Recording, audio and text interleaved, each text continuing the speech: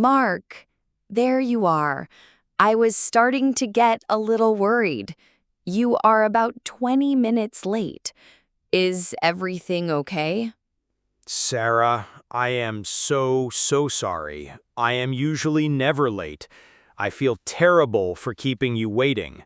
I was running around in circles trying to find this coffee house. It is okay. Do not worry about it. I have a good book, so the time passed quickly. But what happened? Did you get lost? I thought you knew this area of Vienna quite well. I thought I did too, but my main problem was that my phone is completely out of battery. It died about half an hour ago, and it caused a chain reaction of problems. Oh no, the dreaded dead phone battery. That is one of the most stressful feelings in the modern world, isn't it? It is like you are suddenly disconnected from everything. It really is. The first problem was navigation. I was using a map app to find my way here, but then the screen just went black. Suddenly, I had no idea where I was. I had to ask two different people for directions, like in the old days. Asking for directions, that is a lost art. It is amazing how much we rely on our phones for basic things like getting from one place to another. It is. But the worst part was that I could not send you a message. I wanted to text you to say, I am so sorry, I am running a few minutes late because I am lost. But I could not. I hate being late, but I hate being late without any explanation even more. It feels very rude. Please do not feel rude. I understand. When you did not reply to my last message, I started to think that maybe your phone had died. It has happened to me before. It is such a helpless feeling. I could not call a taxi. I could not check the tram schedule. I could not even listen to music to calm myself down. My phone is my map, my communicator, and my wallet. Without it, I feel a bit lost. I know exactly what you mean. We have outsourced our brains to these little devices. I get a real sense of anxiety when I see my battery level drop below 20%. I start looking for a place to charge it immediately. That is what I call low battery anxiety. It is a real condition, I am sure of it. You start making different decisions. You stop taking pictures, you dim your screen, you close all your apps. Yes, you try to save every last bit of power. It is strange how dependent we have become. 20 years ago, we met friends just by agreeing on a time and a place, and it worked perfectly. It is true. Now, if I'm meeting someone, I feel the need to send a text when I'm leaving my house, another one when I am on the way, and another one when I have arrived. We are in constant communication. So when that communication is suddenly cut off because of a dead battery, it feels like a real problem. But it is not a real emergency. We are sitting here now, we found each other, and everything is fine. You are right, of course. I am just being a bit dramatic because it was a stressful 30 minutes. What is really frustrating is that it is entirely my own fault. How is it your fault? Sometimes batteries just run out faster than you expect. That is true, but I made a classic mistake last night. I forgot to put my phone on to charge before I went to sleep. I just fell asleep on the sofa watching a movie. Ah, the classic mistake. So you started the day with a low battery? I started the day with about 60%, which is not terrible, but then I listened to a long podcast on my commute to work. Then I used my phone to make a few video calls during the day. I was watching the battery percentage go down all afternoon. 20%, then 10%. I knew I was in the danger zone. The danger zone is a good name for it. And then, finally, the screen goes black and it is all over. Do you have your charger with you? Maybe we can find a power outlet here in the coffee house. That is the second part of my stupid mistake. I have my charging cable with me. I always keep the cable in my backpack. But I forgot to take the plug, the adapter that goes into the wall. So you have the USB cable, but not the power adapter. That is so frustrating. It is like having a key but no lock. I have done that so many times. It happens so easily. And now all the new phones have different cables. My new phone uses a USB-C cable, but my old phone used a different one.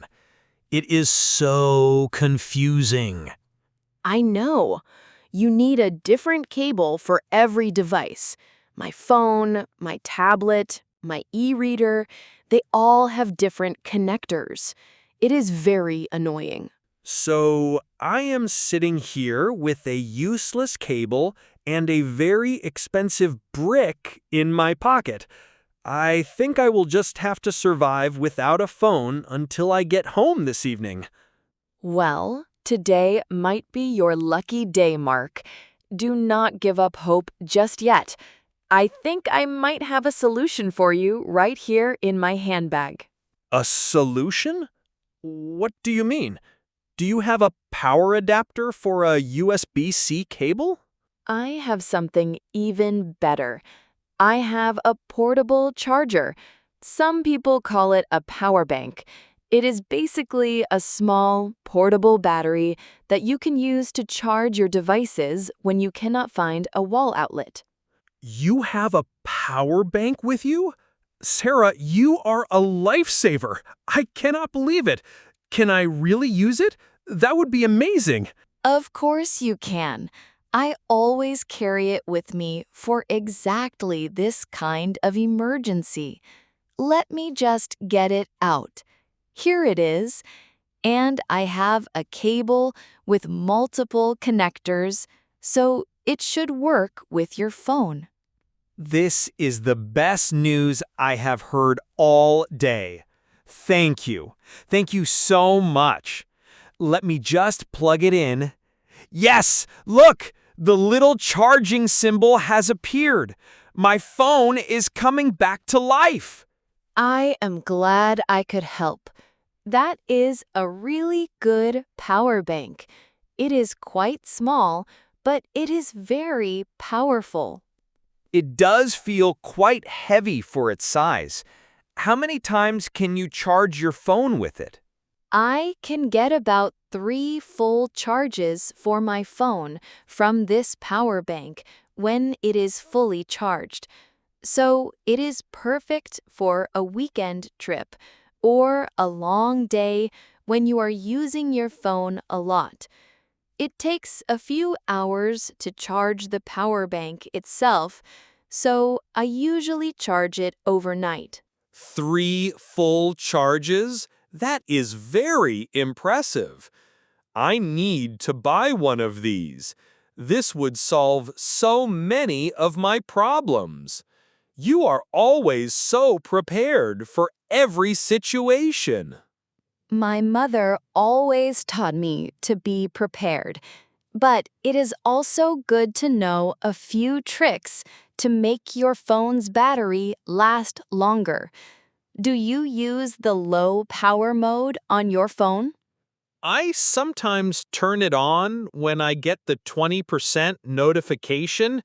I am not really sure what it does, but I press the button. It is very useful. It reduces the background activity, like apps refreshing and emails downloading. It can give you an extra hour or more of battery life.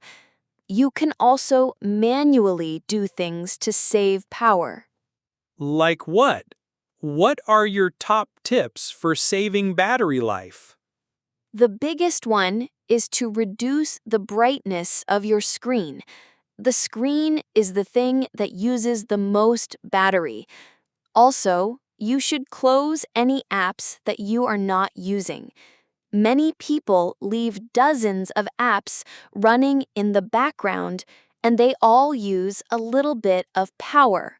Turning down the brightness and closing apps. Those are simple things that I can definitely do. That is very useful advice. Okay, my phone has enough power to turn on now. Let's see what I missed. The world is coming back online. Do you have a lot of messages? I have 3 missed calls from my mother and about 20 messages in the family group chat. Oh, this one is funny. My mother sent me a picture of her cat sleeping in a funny position. That is sweet. It is nice to be reconnected. Now you can message her back and tell her you are okay. It is funny how a dead phone can make you feel disconnected from your family, even if you are in the same city. It is true. It is a lifeline in many ways. Okay, my phone is now at 15%. That is enough for me to feel safe and relaxed again. I can use the map to get home later. Thank you again, Sarah. You have saved my day. It was my absolute pleasure. I am glad my power bank could come to the rescue. Now that your crisis is over, shall we finally order some of that famous Viennese coffee and cake? Yes, absolutely. I think after all that stress, I deserve a large piece of soccer tort. And I promise that the first thing I am going to do when I get home is charge my phone. And what is the second thing you are going to do? The second thing I am going to do is go online and buy a power bank, just like yours. I have learned my lesson today. I will not let low battery anxiety ruin my day again. That is a very good resolution. Now, let's call the waiter over. This has been a very technological and dramatic start to our relaxing Friday afternoon coffee.